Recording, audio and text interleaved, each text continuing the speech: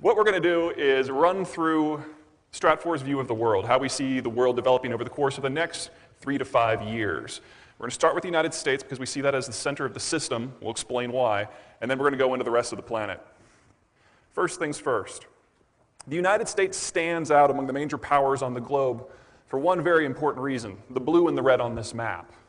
What that zone is the area of navigable waterways that dominate the center of the North American continent. The red is the intercoastal zone, which is a series of barrier islands that parallel the east and the Gulf Coast, and then the blue is the greater Mississippi Basin. All of these are interconnected, and what most people in the modern era, especially people who are usually used to depending upon road and rail transport, don't really realize is that once you factor in the cost of building your rail lines, your road lines, your methods of locomotion, that moving goods via water is about 1/70th the cost of moving things via land. Because of that difference, the United States is condemned to being capital rich, and it's never had to have a national plan for its economic development. Because anyone who wanted to could get access to part of this waterway network and move things around the world, around the country, for rock bottom. As a result, the United States is the world's largest exporter and producer of wheat, of corn. It's number 2 in coarse grains. It's not just the largest consumer market in the world. There's a $21 trillion consumer market globally. 11 of that is in the United States. The 4 BRICS together have about 2.5. Also, has the largest military, spends more military spending than the rest of the planet combined. And this all happened without a plan. One of the greatest advantages the United States has is this natural organic structure. Doesn't matter who rules the government. We could be ruled by monkeys. We have been ruled by monkeys somewhat recently. Demography is number 2. Now, the country on the upper left there, that's India. That's what we consider to be a standard demographic. Lots of children, fewer young workers, fewer old workers, fewer retirees. The capital structure in this normal demographic is such. The older workers, a relatively small group, kids are gone, the house is paid for, they're saving up money for their retirement, for whatever else they want to do. They are net providers of credit to the system, but they're not consuming very much. Your younger workers, where you have more, typically are mass consumers of credit. They're going to college, they're buying a house, they're buying cars, they're raising kids, all things that require money that they don't have. Consuming huge amounts, providing very little capital to the system. So your normal demographic generates a relatively strict capital system where the capital is in high demand. You folks are on the leading edge of a global demographic inversion. You have a huge number of mature workers, but not very many young workers. You do have strong immigration, but because you don't share a land border with the source of that immigration, they're older by the time that they get to you. Their kids have already grown up somewhat.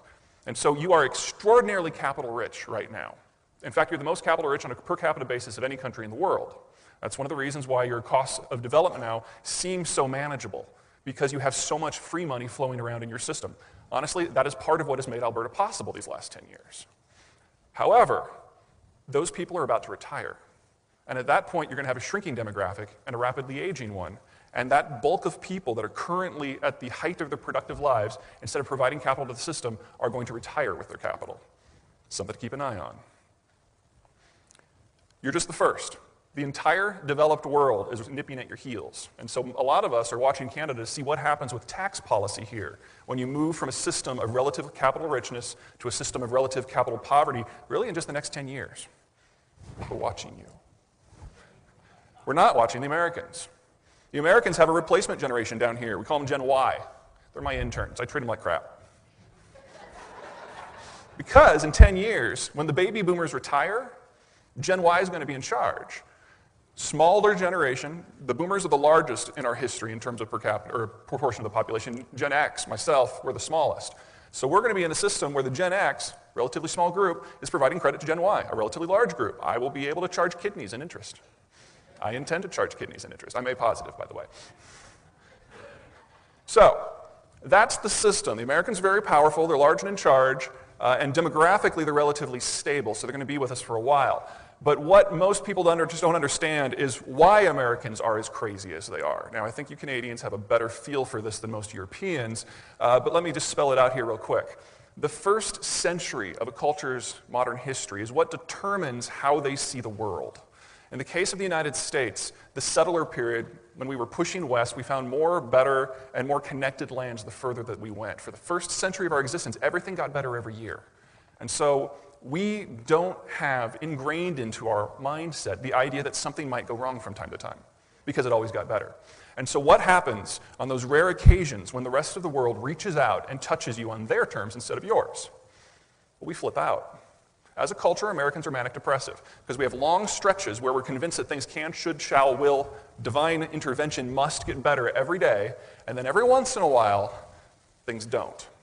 And we overreact. And if we were a small country landlocked in Central Asia or something, this wouldn't matter. But this is the global superpower that overreacts to any negative external stimulus. A few specific examples. Sputnik's a fun one. Let's be honest, it was a beeping aluminum grapefruit. The United States became convinced that because of this grapefruit, that the Cold War was over and we had lost. As a result, the United States launched the most dramatic refurbishment of its educational and industrial base that's ever been done, still coasting on that today. Japanophobia in the 80s, that's my personal favorite. The United States became convinced that a country with less arable land than Prince Edward Island was about to overtake us as the global superpower. Right. As a result, Wall Street, not even the government, Wall Street pushed through the most dramatic economic reforms that the West has ever seen. We did things to ourselves. The private sector did things to itself that the IMF would never consider pushing on a third world country. That provided the capital for, among other things, the internet revolution of the 1990s. September 11th, tragedy by any measure, over 3,000 dead. As a side effect of the American reaction to 9/11, it now has major military forces permanently stationed on either side of every major trade and energy artery on the planet. As a side effect.